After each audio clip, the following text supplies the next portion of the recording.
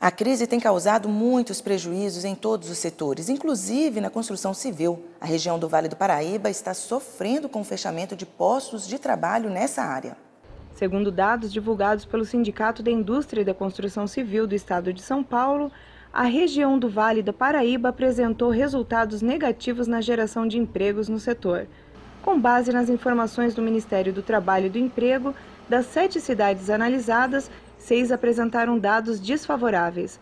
São José dos Campos, Jacareí, Pindamonhangaba, Taubaté, Caraguatatuba e Campos do Jordão somam 521 postos de trabalhos fechados. Apenas em Guaratinguetá registrou saldo positivo. Foram 55 contratações a mais que no mês anterior. O resultado na região acompanha a queda estadual e nacional. Em São Paulo, o recuo foi de 0,85% em relação a julho, o que representa mais de 6.200 vagas. No país, a queda é de 0,88%. São 23.900 postos fechados. Desde outubro de 2014, o setor não apresenta resultados positivos. Em 23 meses consecutivos de quedas, foram dispensados 677.200 trabalhadores. Apenas em 2016, foram cortadas 194.000 vagas até agosto. Conversamos com o economista Edson Trajano, que nos falou das causas desta retração. São várias causas a retração do emprego no setor de construção civil, mas a principal delas é a desaceleração das atividades econômicas no Brasil como um todo. E no Vale do Paraíba essa situação é muito pior, porque o Vale do Paraíba depende muito da indústria, sobretudo da indústria automobilística, que apresenta um problema maior do que a média nacional. Se o Brasil passa por uma crise, o Vale do Paraíba passa por uma crise ainda maior. Consequentemente, os trabalhadores sem renda têm dificuldade maior na aquisição de um imóvel. O economista segue pontuando as consequências desta crise para a nossa região. E uma segunda razão também muito importante é o aumento nas taxas de juros. Nos últimos 2 anos no Brasil praticamente dobraram as taxas de juros em todos os segmentos, inclusive na construção civil. Com isso fica muito mais caro fazer um financiamento de um imóvel e a grande maioria dos imóveis são comercializados com financiamento, ou seja, imóvel mais caro, com financiamento muito caro e menor renda das famílias brasileiras e Vale Paraibana, o resultado é uma queda nas vendas. E uma terceira razão associado a isso também é a expectativa futura. Hoje o risco de demissão dos trabalhadores é muito elevado. Consequentemente, você tem um problema sério, como eu vou fazer um financiamento pensando no médio e longo prazo, quando a possibilidade de perder o emprego existe. Para Edson Trajano, mesmo com a recente queda na taxa Selic, dificilmente haverá uma retomada no crescimento econômico no setor da construção civil. Infelizmente, mesmo com a redução na taxa de juros Selic no último mês de 0,25%, não possibilita uma retomada desse crescimento econômico, porque o que acontece? Ocorreu uma taxa de juro nominal, mas as taxas de juros reais no Brasil continuam aumentando, ou seja, há um ano atrás nós tínhamos uma Selic 0,25% maior que a atual, mas nesses últimos 12 meses ocorreu uma desaceleração da inflação. Em termos reais, as taxas de juros continuam aumentando. Era necessário, nesse momento, para que nós possamos ter uma retomada no crescimento da economia, uma queda mais significativa das taxas de juros no país. Ao contrário da mulher, todo mundo pensa que o homem não se preocupa com a beleza. Porém, uma pesquisa apontou que 62% dos homens também gastam com perfumes e cosméticos. E o mais interessante, até se endividam com isso. A pesquisa foi divulgada pelo Serviço de Proteção ao Crédito, junto com a Confederação Nacional dos Dirigentes Lojistas. Tem homem por aí gastando com produtos de beleza sem ter condições financeiras para isso.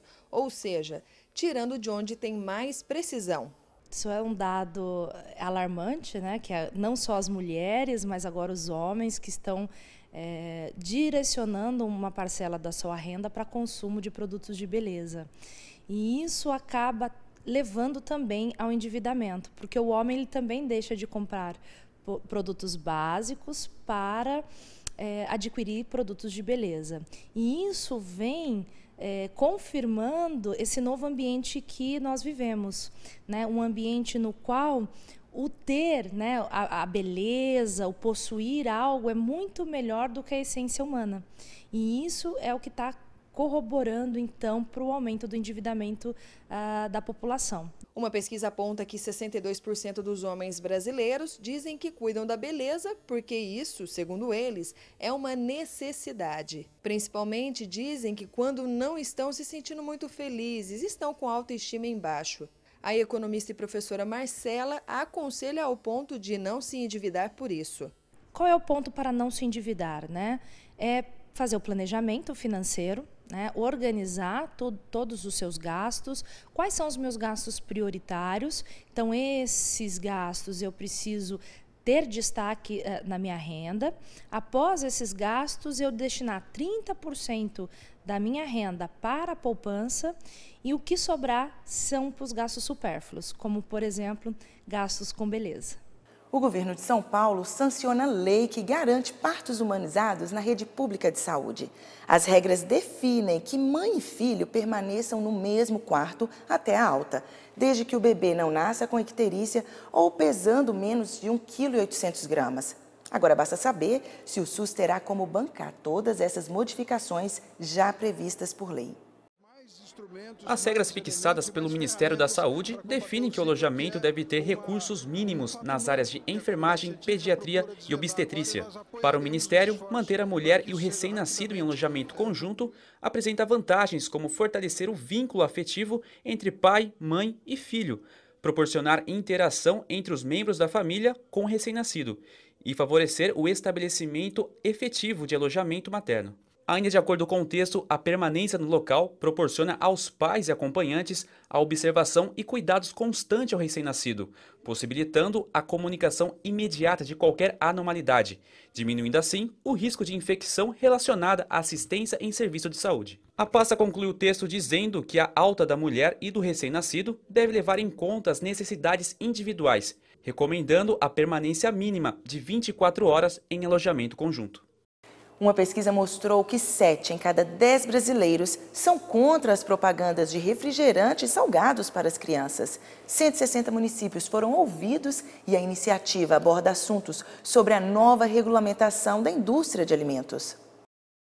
A pesquisa ouviu 2.573 pessoas em 160 municípios brasileiros e foi pelo Instituto Datafolha, mas encomendada pela ACT, organização que atua na área de controle do tabagismo e promoção da saúde. Cerca de 7 em cada 10 entrevistados são totalmente ou em parte contra a propaganda de refrigerante e salgadinhos feitas para as crianças. E boa parte é contra a venda desses produtos nas escolas. Segundo a Pesquisa Nacional de Saúde do Escolar de 2015, quase 8% dos estudantes entre 13 e 17 anos estão obesos no Brasil. A proibição de propaganda de alimentos não saudáveis poderia diminuir esse dado. Desde 2014, uma resolução do Conselho Nacional de Direitos da Criança e Adolescente classifica como abusiva a publicidade dirigida a crianças e adolescentes.